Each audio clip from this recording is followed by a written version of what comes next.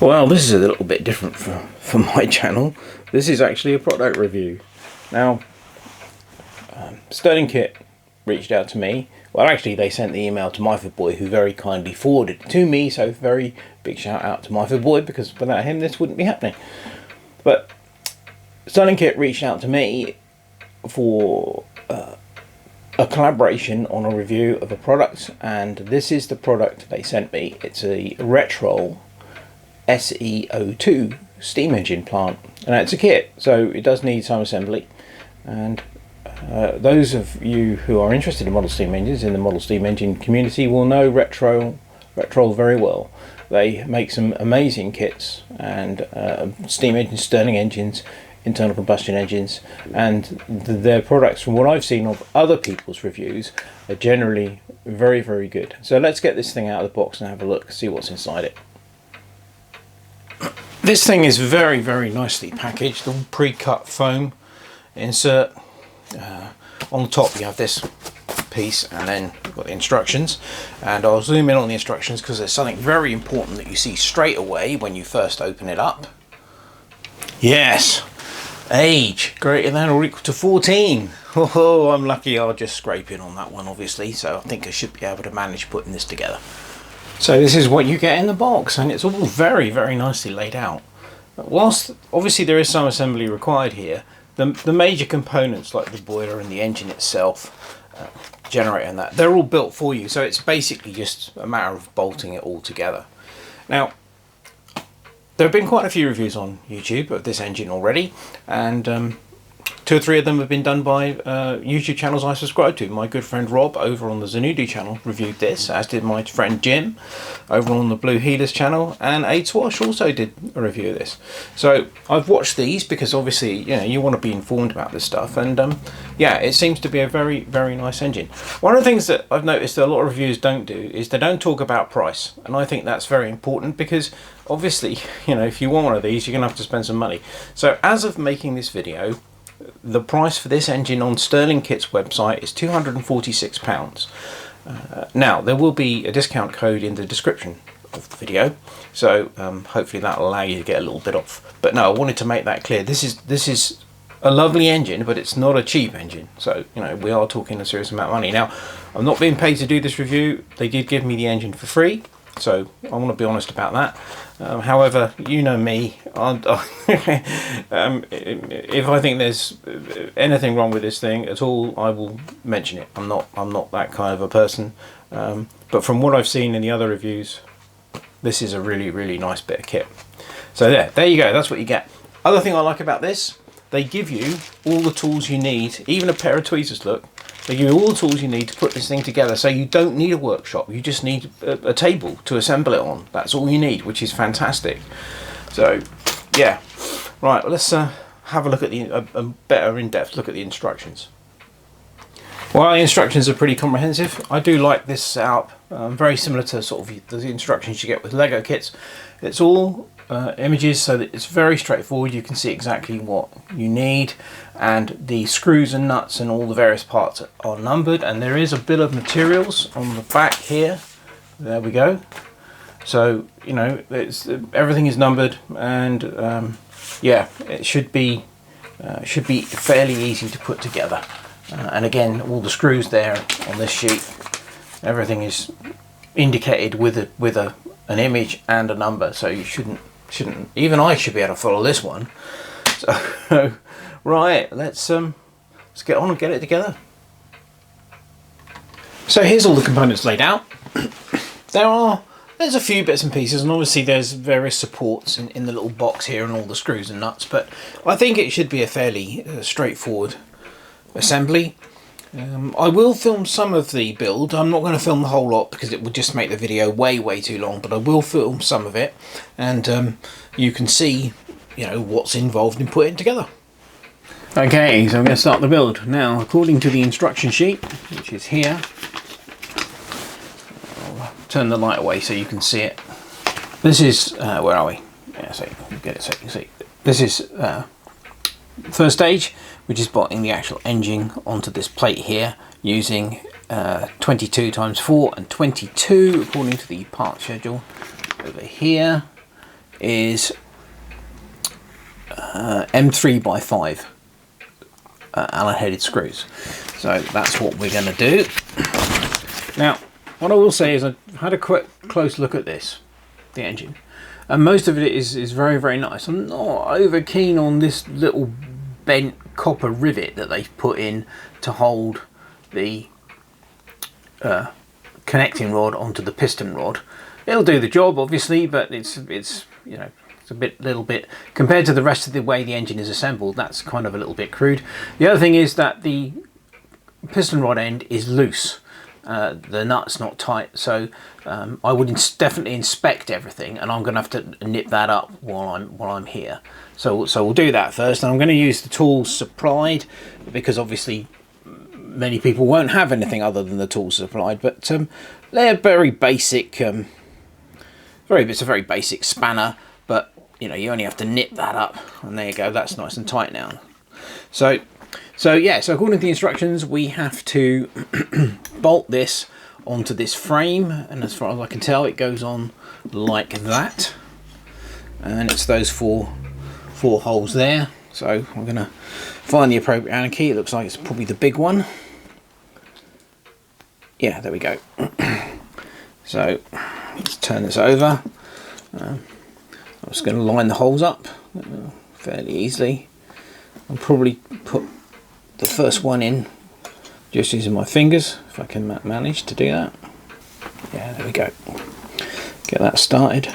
I mean, obviously, if you've got a workshop and you've got your own tools, you know, Allen drivers rather than Allen keys, that would make life a bit easier. But the point is that you should be able to assemble this with the tools provided. So for the purposes of the building that I do on camera, I will be using the tools provided, which, as you can see, that's exactly what I'm doing. So, but again, as I said earlier, I'm not going to show the whole build because it will just take way too long. If I show parts of it, you can get the idea.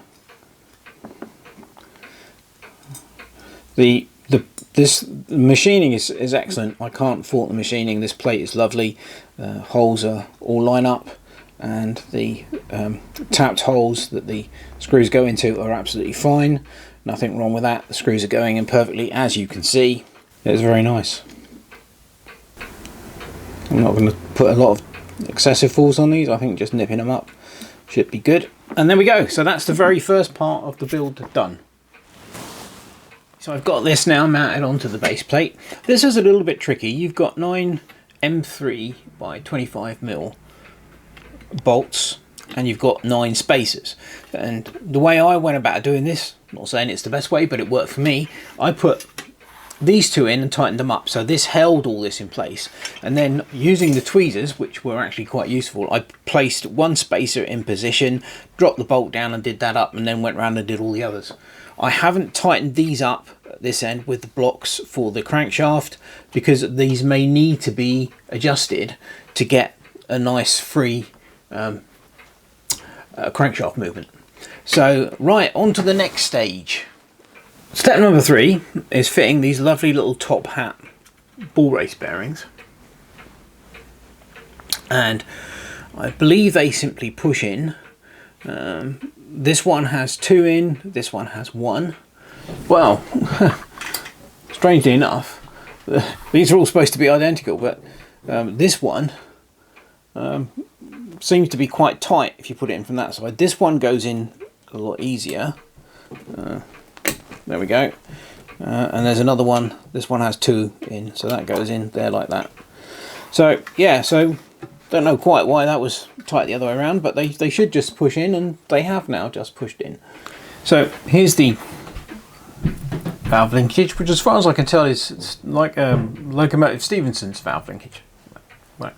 And that goes in. Now I'm going to put some steam oil on the piston valve before we actually put it into the piston, because that's a good thing. That's a good thing to do. Right, so I've oiled up the piston valve, and we're going to push that in, which just goes in there like that. There we go. Get that in place. That needs to come up. There we go. So that's in. I think the only thing you need to remember about this is that the spacer for the reversing lever, which is this bit here, that spacer, that needs to be this side of the linkage. But you can turn it around once it's in there anyway. So yeah, so that's that. So next up, I think we need to put the reversing lever on. Time to hit the flywheel, that's the next stage. There are 3 grub screws that are used in this setup. There's one in the crank disc here, which I've already put in. There's one in the eccentric here, which again I've already fitted, and there's another one which goes into the flywheel, which I'll... Okay, so now we can put the flywheel in place. So it's just a matter of juggling all these bits together, really. That's the crankshaft, which has got a flat milled onto it for the grub screws. So ideally we need to get all the grub screws lined up.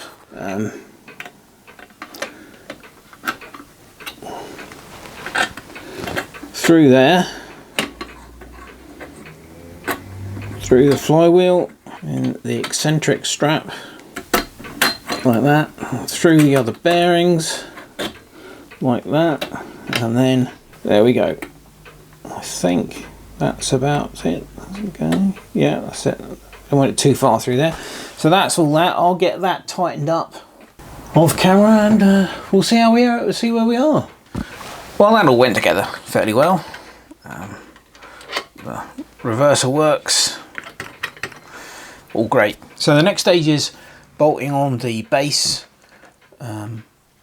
for the street light and the little generator which goes on there, and the electrical connection block which goes on underneath. Now I'm going to do those off the camera because it's just simple bolting things on. So I've got the dynamo bolted on, and I've got the base for the street light bolted on, and I've also bolted on the electrical connector under here. I've actually put the wires in. These are very nice snap lock connectors, very easy to do the wiring. However, there is something I've noticed while I was putting the generator on. This is loose. Can't believe it's supposed to be like that. And there are, I think, a couple of Allen headed screws holding whatever that's going into inside the generator in place. So I'm going to take this pulley off. It's simply it's just a grub screw like all the others, 3mm, and it's on a flat on the shaft, so that will come off. And these, yeah, I mean that screw's actually sticking out of there. I'm sure that's not meant to be like that, so I'm going to tighten those up. Yeah, this is now solid. I think all those 2 screws do is they hold the internals of the generator to this outer case basically, and that's now not wobbling, and it's still plenty free to turn, so that's all fine. Right, so the switch is installed. I've deviated slightly here from the instructions. I've actually added a little bit of let's come out a little bit of cable management to tidy the wiring up just a little bit. That's all. But you know, it all goes in there nicely without that. I just prefer doing that. The next stage, according to the instructions, is to fit the street light. Now I'm not going to do that because I figured that the most likely thing to get broken while you're building this is the street light, because it's quite spindly and quite thin, and you can easily put that in last of all, which is what I'm going to do. So I'm going to move on to 13, which is building and fitting the firebox.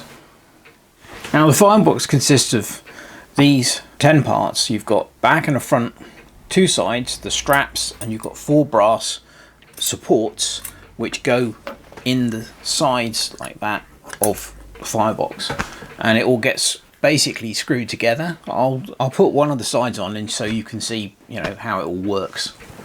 Yeah, I quite like this construction because these uprights give the firebox a lot of support, but you can't see them because they're hidden inside. They're just secured underneath the base with a couple of cap head Allen screws again, and then basically to put the rest of it together, you put the end pieces in, line those up like that. Obviously getting them the right way around because the burner goes in from this end, and then you've got to juggle this one into position with these bars in it like that and assemble it all. What I've done to make it easier with this half is I've secured these in place with these top screws, which will eventually hold the boiler straps in place. but they'll hold the bars in position so that I can get this all lined up and get the bottom screws in.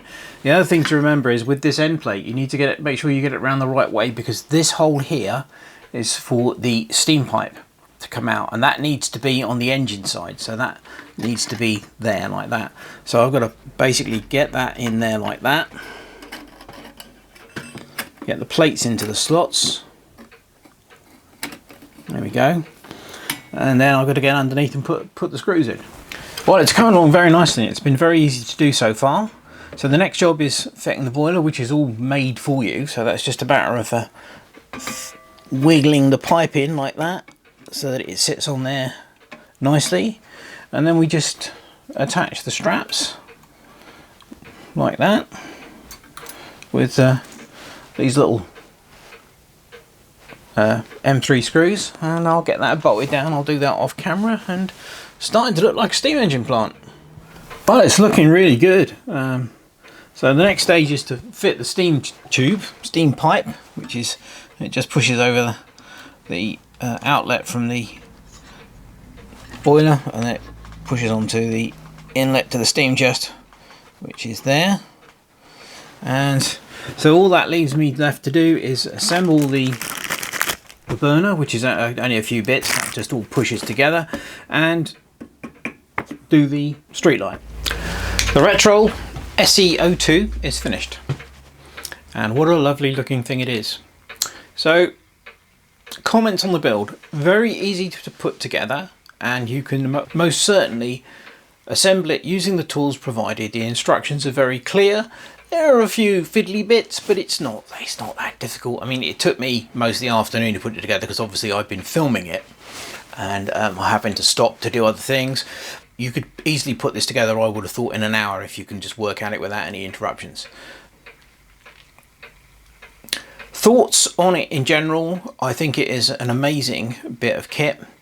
I had hardly any problems.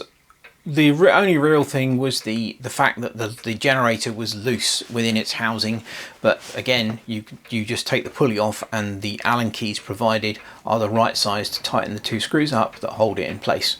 So yeah, that wasn't really a problem, and I would ideally like to have seen a grub screw in the base of the street light and in the boss at the top. Otherwise, all of this just rotates and flops around, and I use some, as many other people have done, I use some Loctite, I use 638, and now that's all fixed in place. So that is a minor niggle. It's not a, it's not a deal breaker at all on this, but no, it's really nice. The one thing that does give me cause for concern with this is the burner, and we'll go and have a look at the burner now. Just before we move on to the burner, what I must mention is that you do get a little kit of spare parts, which is very nice. There's a bit of steam pipe in there, there's a spare drive belt, there's some O-rings and washers. So yeah, I thought that was quite a nice touch. This seems to be stainless steel construction, but why do I not? I don't like meths burners anyway. Anyone who's played around with steam engines long enough that use spirit burners, methylated spirit burners, you would have had a mess fire. And mess fires are not fun because you can't see. Mess flame is almost invisible. You can't see it. Now, why do I not like this? Well, it's all loose, right? The wet tubes, they just drop into the holes in the tank. There's nothing holding this in place, right? And to my mind, that you knot this and it would be ever so easy for mess to slop out of these holes. And I know you've got this shield between the actual burner tank, but I really don't like this. I will use it when we run the engine, because obviously this is the burner that comes with the engine, but in future when I run the engine I will not be using this. I will use a gas burner because I don't like this at all. But that's just my opinion.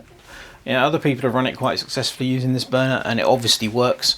You know me, I will give my opinions, and if I think something is not ideal, and this certainly isn't, then I would not use this. So anyway, there we go.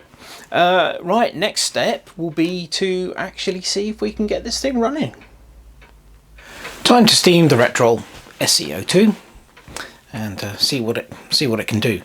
One thing I did find strange reading through the instructions, there's no mention of lubrication anywhere in the instructions. Now, as you all know, steam engines need lubrication, so I've been lubricating it as I put it together. You saw me put steam oil on the valve rod, and I put 3-in-1 oil on all the moving parts and all the sliding parts, and I put steam oil on the piston rod and in the little oil lubricator here, but it doesn't hold much, so I've been feeding that with steam oil while I've been building the thing up. So the whole mechanics of it are all well oiled. So now all we've got to do is put water in the boiler and meths in the burner. Now, water is put in through the safety valve hole here, and I would suggest that you use a syringe to fill that up, because it's a very, very small hole and you're unlikely to get a funnel small enough to go in there. So yeah, use a syringe. They suggest 1/2 to 3/4 of a tank. I would say you're better off with 1/3 to 1/2 of a tank of water, but there's a nice clear sight glass on the end of the boiler, so that's not a problem.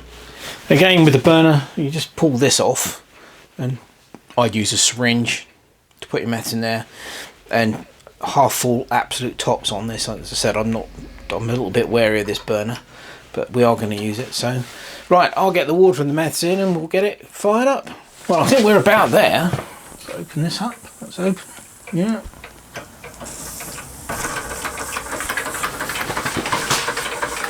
Well, it's off.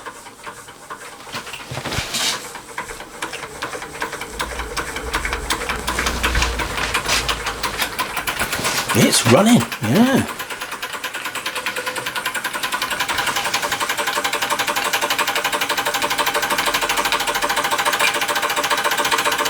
Lovely.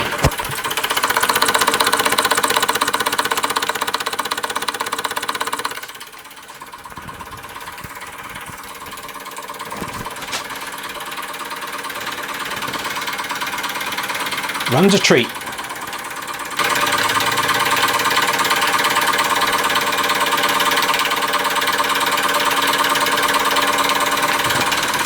Let's see if it will power the lamp. Now, I don't know which way it needs to run for the lamp to work, but we'll try. Oh yeah, there we go, look at that. Yeah, let me turn the lights away. There you go.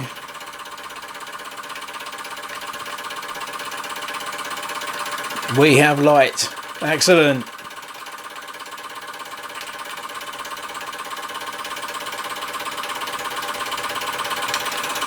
I'm going to stop it because I want to reverse it. So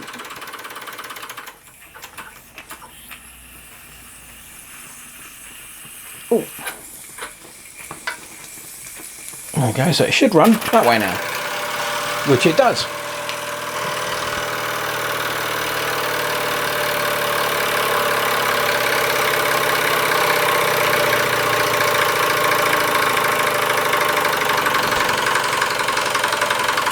And interesting, the lamp lights in either direction, which surprised me. I thought it might only work in one direction. But it works a treat. Nothing wrong with that at all. Very, very smooth.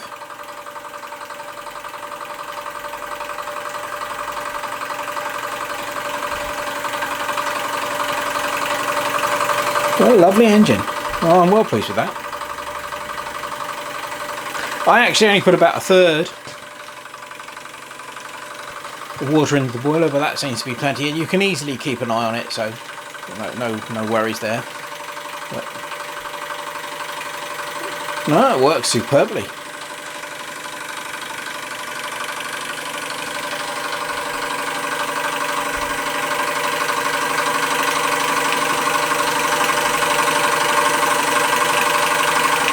Lovely job.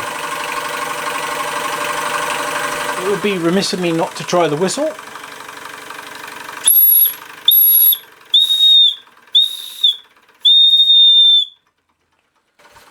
Nice tone on that whistle, actually.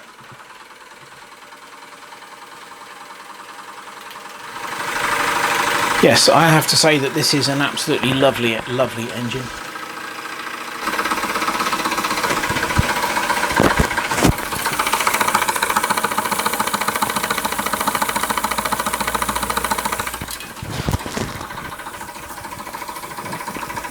See how slow we can get it to run.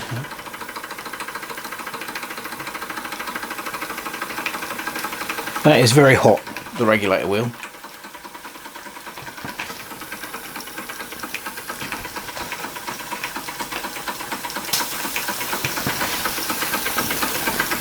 Let me blow the whistle off again because we're building up quite a lot of pressure because I've got the regulator turned off.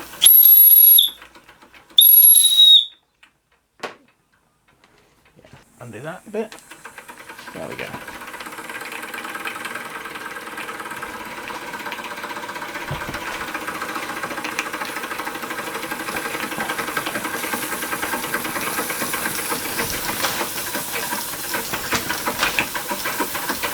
No, what a lovely engine. What an absolutely lovely engine. I've stopped it and I'm going to change direction again.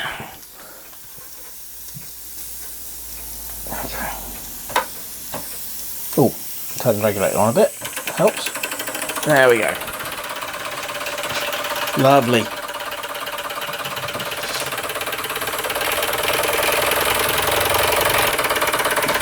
Well, I think that's an absolutely superb little steam engine. Other than my reservations about the burner, which I really don't like, I'm afraid, the engine itself is excellent. I've got no problems with the engine itself. It's fine. But yeah, right, I'm going to blow the burner out now because we're getting low on water. Well, I reckon that about covers it for the Retrol SE-02. Big thanks to Stirlingkit for sending me this to review. It's a superb engine, and anyone that gets one of these will be more than happy with it. I will probably do a follow-up video in the future because I'd like to see just how powerful it is. It obviously has no trouble driving that generator, but I've got a few Empire model steam engine accessories which I would love to try on this just to see what kind of power this thing can actually produce. But I think for now that'll do it. As always, hope you've enjoyed the video and thanks very much for watching. Cheers.